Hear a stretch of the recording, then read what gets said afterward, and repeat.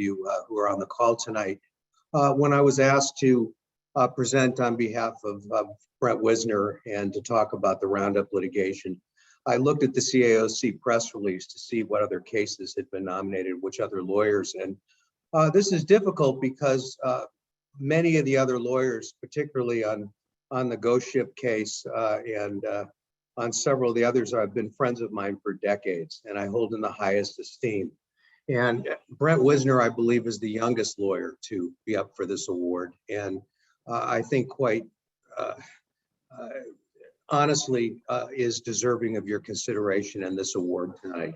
What Brent did, and again, I can go through the criteria with you, but not only did he try one of these cases to a full verdict after spending almost 2 months in trial in front of Susan Bolanos in San Francisco Superior Court against teams of lawyers that were hired by, we'll say Monsanto, we know it was Bayer, but teams of lawyers that, you know, literally seemed to have no budget, but to spend 2 months in trial and obtain the verdict that Brent did in the Johnson case. And I had a front row seat for the closing arguments in that case. And to watch him with his poise, it was Brent's third trial, get a $289 million verdict in that case. And to watch Bayer's stock market cap go down 30% the day after.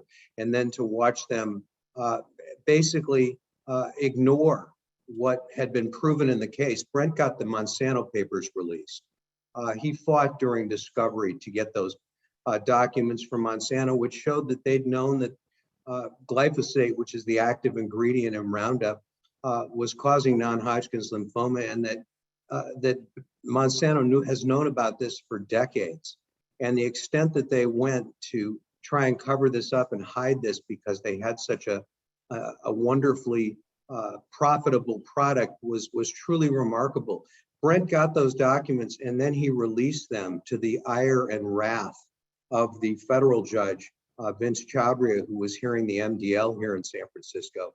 I thought Judge Chabria was going to put him in jail. He ended up taking the sanction motion under submission, and he ended up backtracking Judge Chabria later. But let me just tell you about the Johnson trial before I even mention that trial wasn't enough to get Bayer and Monsanto to change their behavior, to get them to pull this product. They started appealing, and Brent won all the appeals, Brent and his team.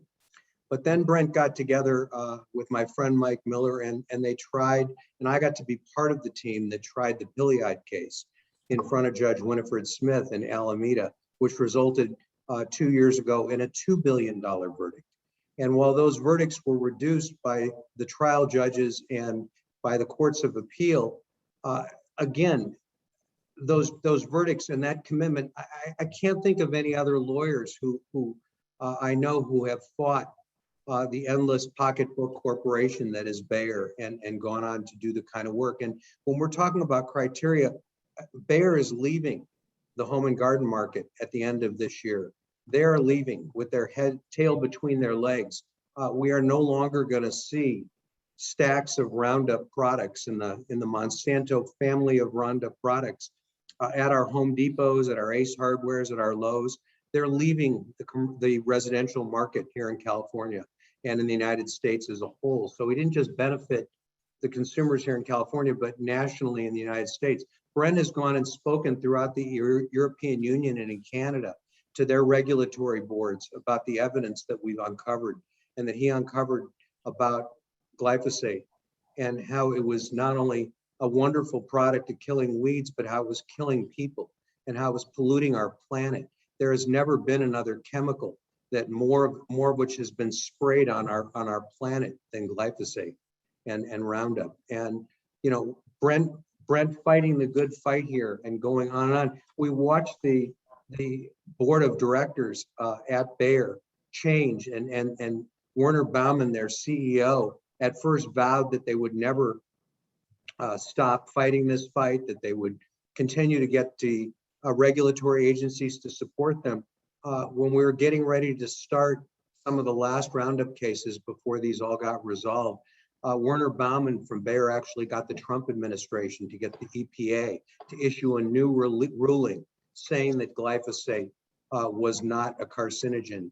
And, you know, again, we didn't stop, and Brent didn't stop, and Brent kept pushing forward. And it's remarkable. I know that, you know, Brent and his firm, Baum Hedlund, have been big supporters for years of CAOC, not past presidents, not, you know, people that we know who have been here for decades.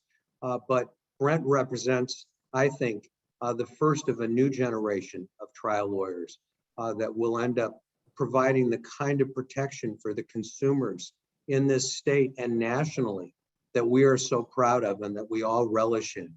And what he has done here in getting this product off the market, and not only that, the work that Brent did and his team was instrumental in getting over 70,000 of the victims of glyphosate compensated. About 50,000 of those had cancer themselves, and another 20,000 were families of those who died from the cancer that they got from their repeated exposure to glyphosate. This was truly remarkable work in the face of the highest odds. The amount of money that was spent fighting Bayer and fighting this case, they brought in legions of lawyers. And there were so many motions. There were 60 motions in limine in each of these trials, a dozen Sargon motions, you know, more summary judgments and more post-trial motions than you can ever imagine. And all of those were fought with aplomb and with grace, and were done in a way that helped all of the consumers and all of the people in not only the state of California, but in this country. I hope that you will, even knowing that there are so many past presidents now up for this award, look at the work that was done here and realize that it benefited all of us who are on this call, and our families and our neighbors and our communities, and we'll give Brent your consideration. Thank you.